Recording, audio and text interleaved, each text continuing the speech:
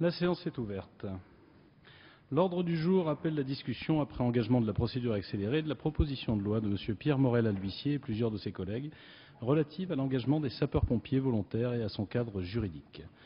La parole est à M. Pierre Morel-A-L'Huissier, rapporteur de la Commission des lois constitutionnelles, de la législation et de l'administration générale de la République, pour 10 minutes.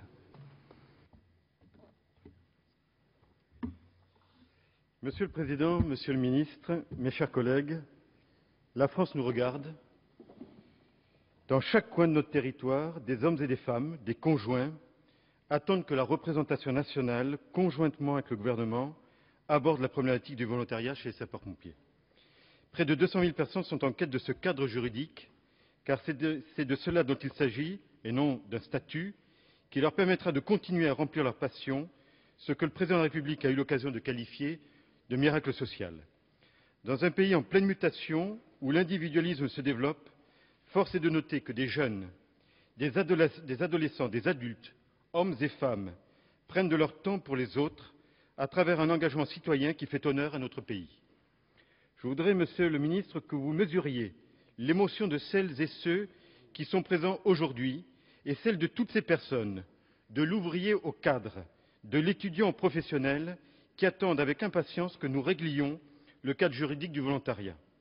Émotion de constater qu'au terme de 24 mois, députés, élus locaux, Association des départements de France et en particulier son président Claudie Lebreton, l'Association des maires de France avec Jacques Pélissard, la Direction de la sécurité civile, la Fédération nationale des pompiers, notamment à la personne du colonel Richard Vignon, la Conférence nationale des SDIS, l'ensemble des SDIS, les sous-officiers, officiers, se sont tous unis dans une même volonté, dans un même élan pour traduire dans le droit positif français, mais également à l'adresse du droit communautaire, un dispositif qui permettra aux 200 000 volontaires de poursuivre leur mission, aux côtés et en complémentarité des sapeurs-pompiers professionnels, et de préserver ainsi notre modèle de sécurité civile. Émotion en pensant à l'engagement de ces personnes qui se sont mobilisées à mes côtés pour porter ce texte fondateur. Je pense notamment à Luc Ferry et à l'amiral Béraud, qui ont su mener les excellents travaux de la commission Ambition Volontariat. Émotion personnelle d'avoir élaboré, avec l'ensemble des parties prenantes, un texte fondateur et avoir le sentiment de faire œuvre utile pour les autres, pour nos voisins et pour notre pays. Notre Assemblée est saisie, selon la procédure accélérée, de la proposition de loi relative à l'engagement des sapeurs-pompiers volontaires et de son cadre juridique que j'ai eu l'honneur de déposer le 18 novembre dernier. Je souligne tout d'abord que ce texte a été adopté à l'unanimité de la Commission des lois, le 13 avril dernier, ce qui montre l'attachement de la représentation nationale aux sapeurs-pompiers volontaires.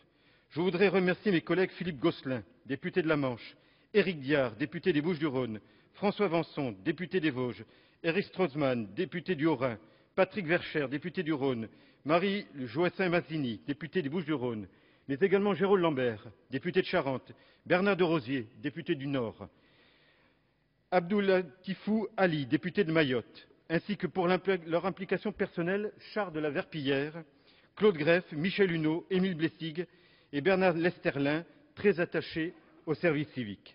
La sécurité civile est une compétence partagée entre l'État et les collectivités territoriales, qu'il s'agisse de la gestion des grandes catastrophes ou des missions de toute nature que remplissent traditionnellement et quotidiennement les services d'incendie et de secours. Les SDIS assurent 3 650 000 interventions annuelles sur un total de 4 250 000 en complémentarité des corps communaux et intercommunaux, des sapeurs-pompiers, ainsi que des sapeurs-pompiers de Paris et des marins-pompiers de Marseille, à statut militaire. Outre ces 12 100 sapeurs-pompiers militaires, notre pays compte 40 100 sapeurs-pompiers professionnels et 196 800 sapeurs-pompiers volontaires, dont 11 427 personnels servant au sein du service de santé et de secours médical et parmi eux 10 890 volontaires. Ces chiffres illustrent le rôle incontournable des sapeurs-pompiers volontaires dans notre pays. Ils assurent 50% des interventions en milieu urbain, 80% en milieu rural. Vous savez que je suis très attaché au milieu rural. Cependant, le recrutement des sapeurs-pompiers volontaires est de plus en plus délicat et leur durée d'engagement tend à se réduire. Si la France comportait 207 580 sapeurs-pompiers volontaires en 2004, elle n'en compte plus que 196 800 en 2009. Plus d'un tiers des sapeurs-pompiers volontaires comptent moins de 5 ans d'ancienneté, d'engagement. Il y a quelques années encore, un volontaire s'engageait en moyenne pendant 20 ans. Aujourd'hui, cette durée moyenne a été divisée par 2 et se situe aux environs de 10 ans, comme a pu le constater l'amiral Béraud dans la commission Ambition Volontariat. Face à cette situation, le ministre de l'Intérieur, de l'Outre-mer et des collectivités locales a mis en place, le 2 avril 2009, une commission dite Ambition Volontariat, dont j'ai été membre, chargée de travailler de manière prospective sur tous les aspects du volontariat chez les sapeurs-pompiers. Présidée par Luc Ferry, cette commission a rendu son rapport le 15 septembre 2009. Il me semble utile de m'attarder sur quelques éléments qui ont guidé la présente proposition de loi et qui devront amener le gouvernement à quelques mesures complémentaires. Les pompiers effectuent 10 000 interventions par jour. La moyenne d'âge des SPV est de 33 ans. 11% sont des femmes avec une moyenne d'âge de 31 ans. 80% sont des non-officiers. Le volontariat a toujours reposé, selon les constatations de la Commission, sur un engagement soutenu par une adhésion forte aux grandes valeurs citoyennes, le don de soi, l'altruisme, le dévouement pour la communauté, la disponibilité, l'acceptation des risques. La Commission a tenu à réaffirmer clairement la pleine complémentarité des volontaires et des professionnels et à repousser toute autre approche, notamment celle qui ferait des volontaires des supplétifs des professionnels. Les engagements sont moins durables. Les sociologues parlent d'engagement à éclipse ou engagement post-it. Si le poids de la famille joue assez peu au moment de l'engagement, il devient au fil des ans et de l'engagement une véritable contrainte qui pèse lourd au moment du renouvellement de l'engagement. Le passage de l'alerte par sirène à l'utilisation généralisée du système d'appel par bip individuel a conduit à une perte de visibilité de l'action des pompiers au sein de la population. La Commission a également noté l'importance de l'interpénétration entre le corporatif et l'associatif. La vie associative, les moments vécus en commun sont encore encouragés, de même qu'une culture du volontariat qui doit imprégner l'action du commandement à tous les niveaux. L'étude Mana-Lares, commanditée par la Commission, montre en outre que beaucoup de volontaires hésitent à faire connaître aujourd'hui leur activité à leur employeur. Or, le volume d'intervention des SPV pendant leurs heures de travail est assez faible, 80 heures au maximum par an. La gêne réside dans les perturbations engendrées par le départ impromptu. La Commission note que tout dispositif incitatif est important, tant pour l'employeur vis-à-vis du salarié que pour l'employeur lui-même qui souhaite exercer SPV. La loi mécénat est pour l'essentiel considérée comme trop complexe, Monsieur le Ministre. Peu connue et peu incitative, elle ne s'applique d'ailleurs pas aux chefs d'entreprise eux-mêmes, alors que 5% des SPV sont à la tête d'une petite entreprise. La formation est certainement le secteur qui focalise le plus de critiques de la part des SPV. Enfin, la reconnaissance, c'est avant tout la prise en compte des problèmes familiaux et le sentiment d'une reconnaissance nécessaire par les autorités. Fort de ces éléments, j'ai alors déposé une première proposition de loi le 21 décembre 2009, proposant de mettre en œuvre les propositions de la Commission. Parallèlement, le travail d'approfondissement de la réflexion sur ce sujet s'est poursuivi, aboutissant au dépôt de la présente proposition de loi.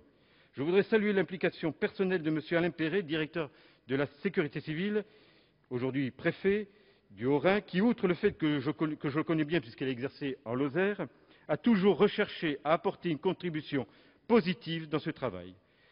Ce texte a fait l'objet d'un examen par le Conseil d'État, en application du dernier alinéa de l'article 39 de la Constitution. Je voudrais ici remercier Jean-Luc Warsmann, président de la Commission des lois, pour ses conseils avisés et son soutien. La proposition de loi a été renvoyée par le vice-président du Conseil d'État à la section de l'administration et à la section sociale. En outre, un rapporteur de la section de l'intérieur a examiné l'article 4 qui traite de la responsabilité pénale des sapeurs-pompiers volontaires. Après 3 réunions de travail avec les rapporteurs, la proposition de loi a fait l'objet d'un examen le 29 mars 2011 par les 2 sections réunies. L'Assemblée générale du Conseil d'État, qui s'est réunie le 7 avril, a émis un avis favorable à la proposition de loi au bénéfice d'observations et de suggestions de rédaction. Permettez-moi de saluer le vice-président du Conseil d'État, Jean-Marc Sauvé, ainsi que les conseillers d'État Olivier Dutheillet de la Motte, Michel Pineau, Yves Robineau, Jacques Biancarelli, ainsi que Bernard Stirn. J'ai fait figurer dans le rapport de la Commission ces suggestions ou observations dès lors qu'elles portent sur des articles maintenus dans le champ de la proposition de loi. Certains de ces articles ont en effet été déclarés irrecevables au regard des dispositions de l'article 40 de la Constitution. Un autre fait l'objet d'un amendement de suppression de ma part en tant qu'auteur de la proposition. En effet, 13 articles ont été déclarés irrecevables par le président de la Commission des finances, saisi en application de l'article 89, alinéa 4 du règlement. Je reviendrai au cours du débat sur 3 articles très importants. les articles 1er, 3 bis et 4. Je souhaite donner d'ores et déjà quelques éclairages sur les principales dispositions adoptées par la Commission. En effet, l'article 1er tend à définir dans la loi l'activité du sapeur-pompier volontaire en précisant les principes et les valeurs qui fondent l'engagement des sapeurs-pompiers volontaires.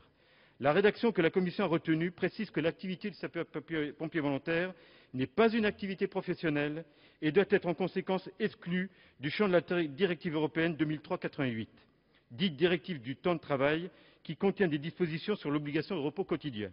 L'article 3 bis, que la Commission a introduit sur mon initiative, insère dans la loi du 3 mai 1996 6 articles définissant la nature de l'engagement du sapeur-pompier volontaire.